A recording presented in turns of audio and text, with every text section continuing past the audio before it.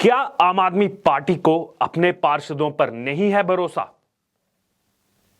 Delhi MCD mayor चुनाव में क्या आम आदमी पार्टी के पार्षद, विधायक या फिर सांसद करने वाले हैं क्रॉस वोटिंग? क्या भारतीय जनता पार्टी की दिल्ली एमसीडी में रणनीति हो रही है कामयाब? आखिरकार किस बात का डर सता रहा है केजरीवाल को? यह इस वक्त के बड़े सवाल हैं। दिल्ली एमसीडी में क्यों बौखलाई हुई है आम आदमी पार्टी? ये इस वक्त के बड़े सवाल आखिरकार क्यों उठ रहे हैं? आम आदमी पार्टी को क्यों जो है कांग्रेस के आगे हाथ फैलाने पड़ रहे हैं? इस वक्त तमाम जनता ये सवाल पूछ रही है और ये सवाल इसलिए खड़े हो रहे हैं क्योंकि दिल्ली एमसीडी में मेयर, डिप्टी मेयर और स्टैंडिंग कमेटी के सदस्यों के चुनाव को लेकर बड़ी खबर इस समय सामने आ रही है दिल्ली से। जी हां, जिस तरह से आम आदमी पार्टी को साफ बहुमत मिलने के बावजूद 6 जनवरी को चुनाव के दिन, जिस दिन मेयर डिप्टी मेयर पद का चुनाव था, उस दिन आम आदमी पार्टी ने हंगामा किया, जिस कारण चुनाव स्थगित हो गए, चुनाव नहीं हो पाए उस दिन, और जिसमें 9 पार्षदों वाली कांग्रेस पार्टी ने यह साफ कर दिया था कि हम वोटिंग में हिस्सा नहीं लेने वाले हैं, हम वोटिंग से दूर रहेंगे, ना ही भारतीय जनता पार्टी के फेवर में हम वोटिंग करेंगे और ना ही कांग्रेस जो है वो आम आदमी पार्टी के फेवर में वोटिंग करेगी। इसलिए वोटिंग से दूरी बनाई थी कांग्रेस पार्टी ने। अब आम आदमी पार्टी की तरफ से कांग्रेस पार्टी को यह रिक्वेस्ट की जा रही है, विनती की जा रही है कि कांग्रेस पार्टी आम आदमी पार्टी को सहयोग करे। जी हां, इस वक्त की यह बड़ी खबर।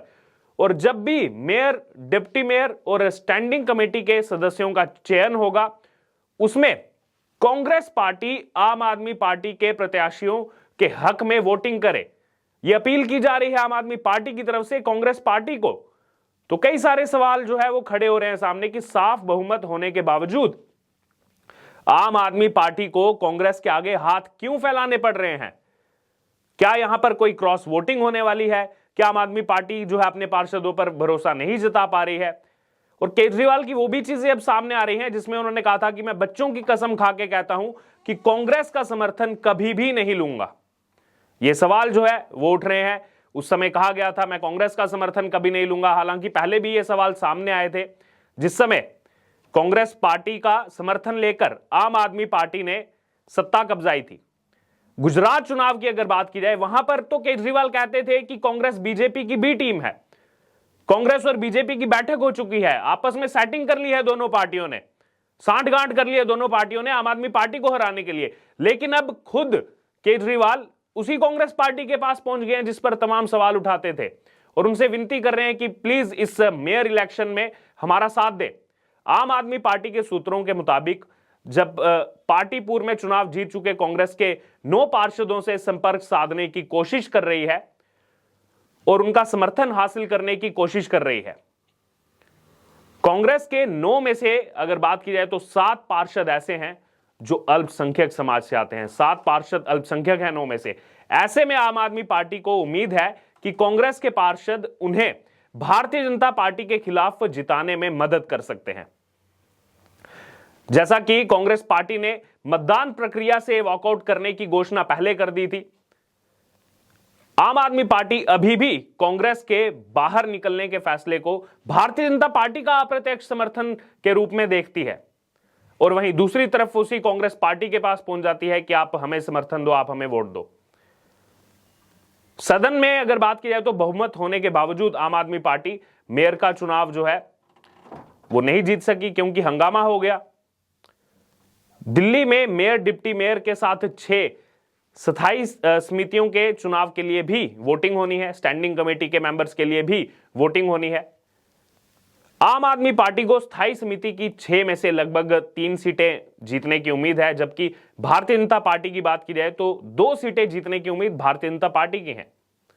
वहीं बची हुई जो 1 सीट है उस पर दोनों पार्टियां जीत की कोशिश कर रही हैं। आम आदमी पार्टी अपनी रणनीति में लगी हुई है, वहीं दूसरी तरफ बीजेपी अपनी रणनीति में लगी हुई है।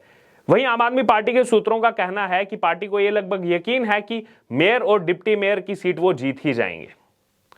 लेकिन इन सबके बीच अगर बात की जाए तो पार्टी सूत्रों ने यह भी कहा है कि कांग्रेस पार्षदों का समर्थन करने की समर्थन हासिल करने की पूरी कोशिश इस समय की जा रही है। हालांकि कांग्रेस की तरफ से दिल्ली प्रदेश कांग्रेस कमेटी के अध्यक्ष अनिल चौधरी ने यह साफ कहा है कि कांग्रेस पार्टी का जो वॉकआउट का फैसला है उस पर कांग्रेस पार्टी अडिग रहेगी।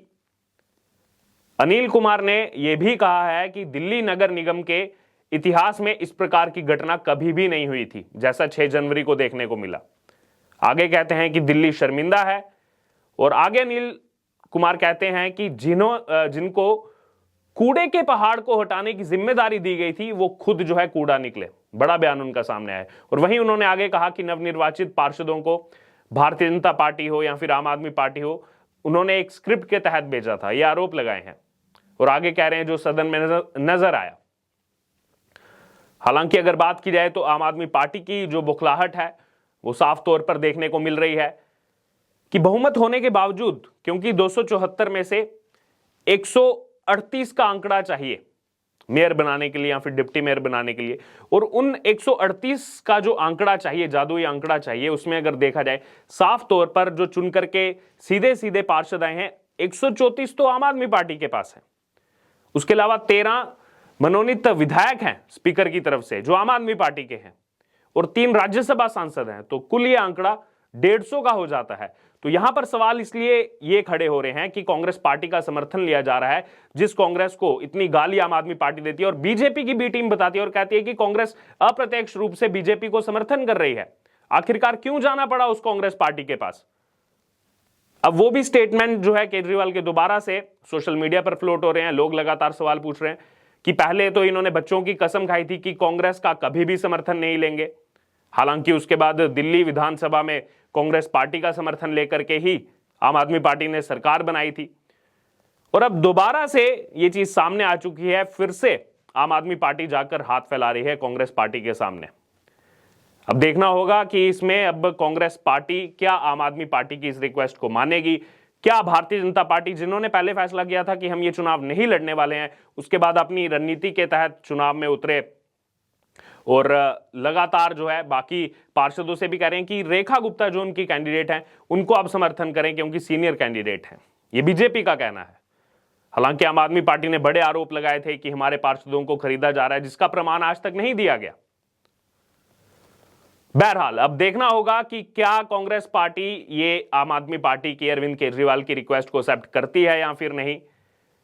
क्या इस मेयर डिप्टी मेयर पद के चुनाव के लिए, स्टैंडिंग कमेटी के चुनाव के लिए दिल्ली एमसीडी में आम आदमी पार्टी को कांग्रेस पार्टी का समर्थन मिलता है या फिर कांग्रेस पार्टी अपने वॉकआउट के फैसले पर अडिग रहती है? ये तो आने वाले समय में पता लगेगा। बहरहाल अब इसको लेकर आपकी क्या राय है, आप हमारे साथ कमेंट बॉक्स में शेयर कर सकते हैं। जो आम आदमी पार्टी पहले कांग्रेस से दूरी बनाती थी, लगातार जो है भ्रष्टाचार की बातें करती थी कांग्रेस के खिलाफ, हमेशा से हर चुनाव में, चाहे अब बाकी जगहों पर विधानसभा के चुनाव लड़ने हो वहां पर भी कांग्रेस पार्टी को निशाना बनाया जाता था। कांग्रेस का ही वोट बैंक जो है आम आदमी पार्टी खींचती जा रही है और वहीं दूसरी तरफ अब कांग्रेस पार्टी के समर्थन के लिए कांग्रेस पार्टी के पास पहुंच चुकी है हाथ फैलाकर। इसको लेकर आपकी जो भी राय है आप हमारे साथ कमेंट बॉक्स में शेयर कर सकते हैं और इससे जुड़े तमाम अपडेट के लिए बने रहिए हमारे साथ। धन्यवाद।